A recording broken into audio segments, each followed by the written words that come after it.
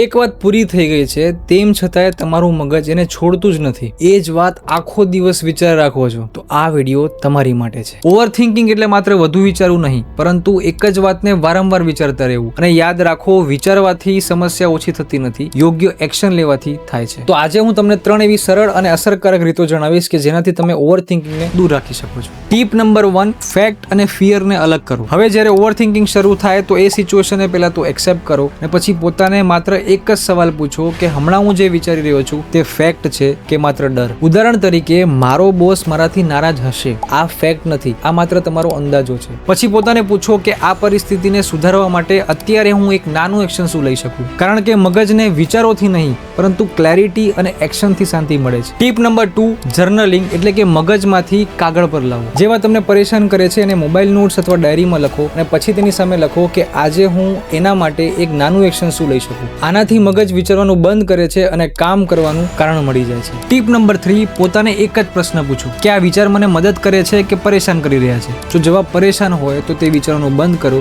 અને તેને સુધારવા માટે એક નાનું એક્શન લો. યાદ રાખજો, ઓવર થિંકિંગ તમારું ભવિષ્ય બદલતું નથી, પરંતુ તમારો આજનો દિવસ 100% બગાડી શકે છે. ઘણી વખતે ઓવર થિંકિંગ સ્ટ્રેસ, દબાયેલી લાગણીઓ તમારા શરીર અને હોર્મોન્સ પર અસર કરી શકે છે. એટલા જ માટે લાઈફમાં પોઝિટિવ નજરિયો રાખવો ખૂબ જ જરૂરી છે, જેનાથી 90%ની પ્રોબ્લેમ સોલ્વ થઈ જાય છે અને તમારી લાઈફ ઇઝી બની શકે છે.